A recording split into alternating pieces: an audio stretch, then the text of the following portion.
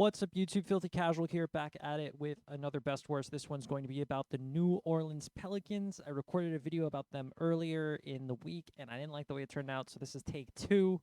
Leave a like, leave a subscribe, comment if you like or hate the video. I care equally, maybe just a little bit more about one of them.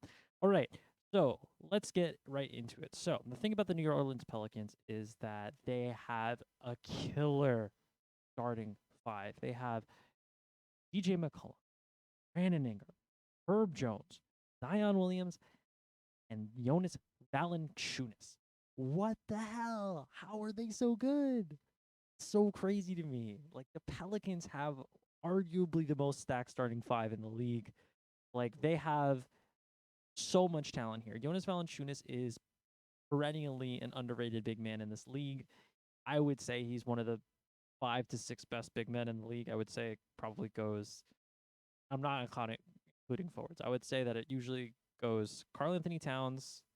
This is not in order, but this is like the top five. Cat, Rudy Gobert, Bam, Jokic, Embiid. And I think Valanciunas is six. Kind of do. Like, the dude's really, really good.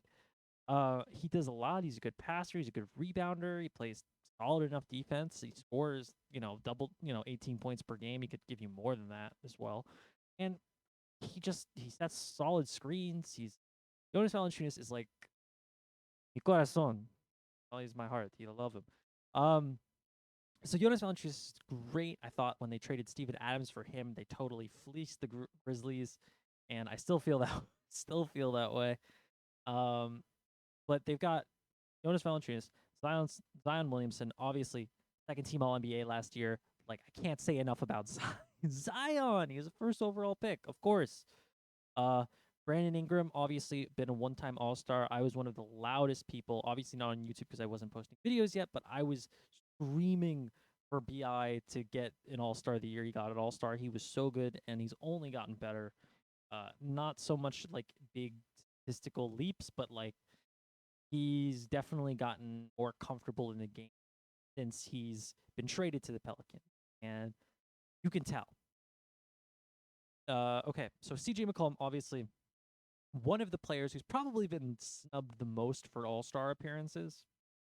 Like, this dude has consistently given you, I'll say admittedly low level all-star production.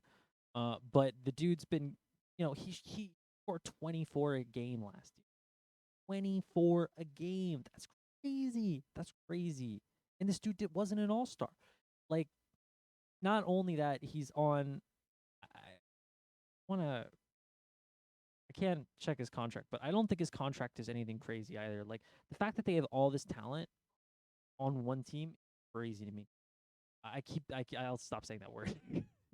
Blows my mind. But anyway, so CJ, obviously he's an excellent scorer. He's a solid passer. His effects as a lead guard were definitely diminished to a degree because of playing alongside Damian Lillard. Damian Lillard obviously plays with the ball in his hand a lot and doesn't really give you a lot of value on the off ball, apart from obviously catching and shooting. But he doesn't really move around the ball off ball that much, so somewhat mitigated. Um, CJ has a tendency to uh, be a little bit score first, which for this team might not necessarily be the most ideal position for him. I'll be interested to see how they plan on running sets with this. Last year they were playing a bit of point Zion, where they were running a lot of dribble handoffs, and they were giving Zion the ball in the post, and then he'd maybe kick it out, or ISO up, or go for a post up, or do any number of things, because he's somehow a versatile player when he doesn't really have a jump shot, which is kind of crazy. Um, Beyond that, Herb Jones proved himself to be one of the best last year.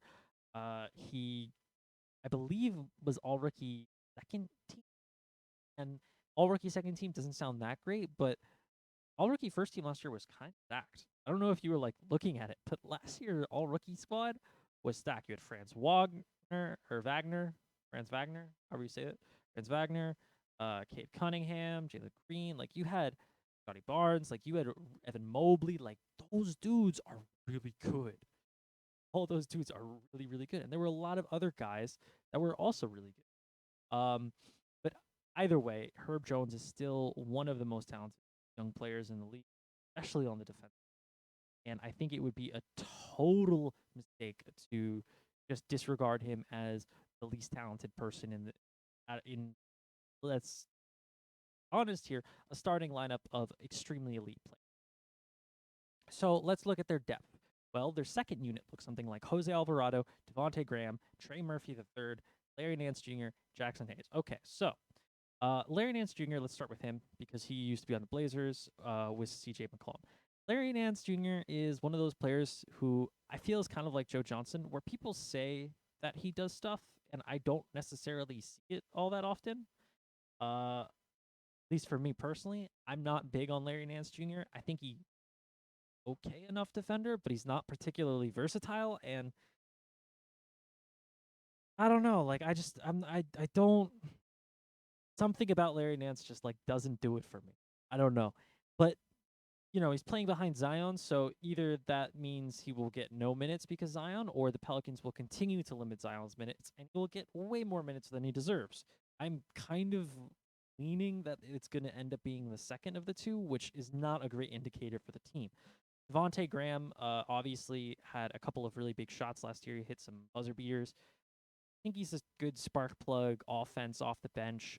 Unfortunately, I think can't be playing more than like 15 minutes per game because he's so small, and like offense is it's good, but it's inconsistent at times.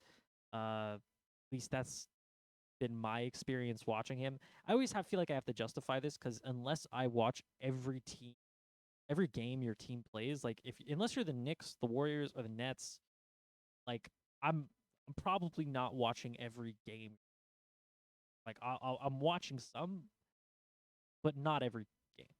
So if I miss all of Devonte Graham's best games, like it's hard for me to be like, oh yeah, this dude. But yeah, I just feel like his offense is inconsistent and kinda just needs to play less minutes. I think the 6-man role is going to be the best place for him. I think that's when he's going to shine. Got to be like 15 minutes per game guy. And I think this is the spot to do it now that they've got CJ. Got guy, everybody's healthy. Theoretically. I will say that again. Theoretically.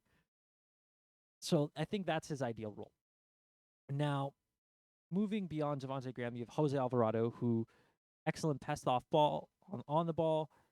He can get you some steals. He can give you some energy plays. He can get you some stops, and I think that's where this team is gonna make up some value that they lose.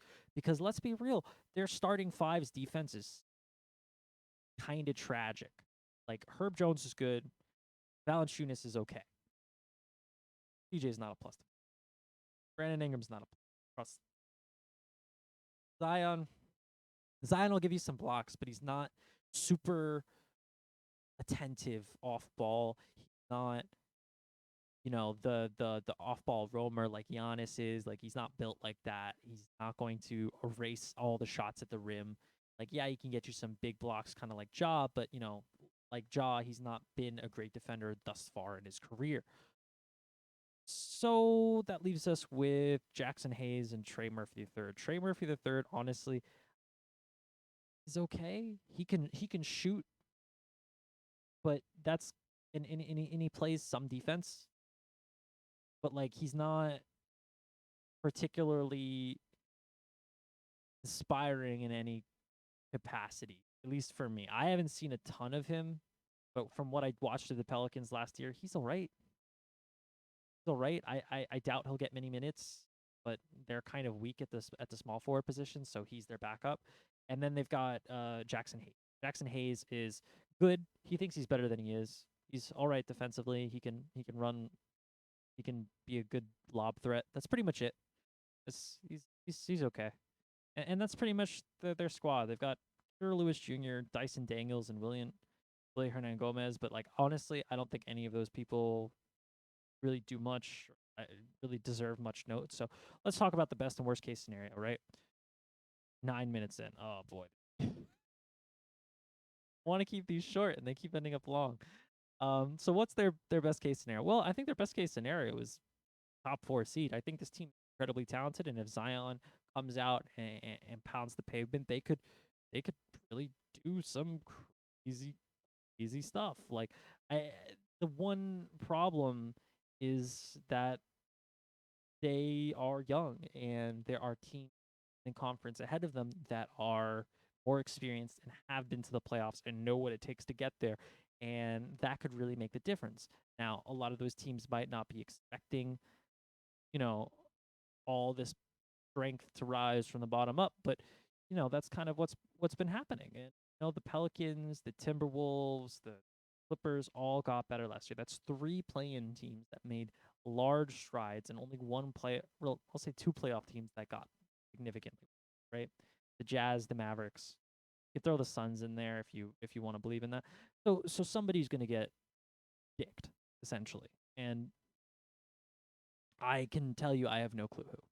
But I don't think it's crazy to say that the Pelicans could be a top 4 seed over, the Grizzlies, the Jazz, the Mavericks, Suns, even if the Suns have a tough go of it this year, which they very well might. And that's pretty much it. As far as their worst case scenario, I don't see them being worse than an 8th seed, which was what they got last year. So I think they're pretty much guaranteed some postseason run. It's just a matter of whether or not they're going to have to earn it through the play-in, versus if they're going to, be a top 6 seed or a top 4 seed. I think I'm inclined towards the latter, where they're maybe 6th, maybe 7th. But beyond that, it's definitely a mixed bag. I feel super not confident about anything in the Western Conference beyond that. I think the Warriors are going to win it and win the title. Beyond that, you could tell me literally almost any combination of seeding that doesn't include, those bottom 4 or 5 teams, and I'd be like, yeah, that's plausible. That's totally plausible, and it wouldn't shock me, which feels like a cop out, which it kind of is. But either way, thank you so much for watching this video on the Pelicans. I was very, actually, kind of happy to talk about the Pelicans. I felt like I failed them somehow by having a crappy video about it, but this one feels better. So, thank you for watching this. This is gonna be my second video today because I don't think anybody's gonna watch the one about the Wizards. So, I want to grow the channel. So, recommend it to your friends. Recommend it to your wife, to your children, to your buddies down at the local bar while you're playing chess. That's what people do nowadays. All right. Thank you. Have a good one.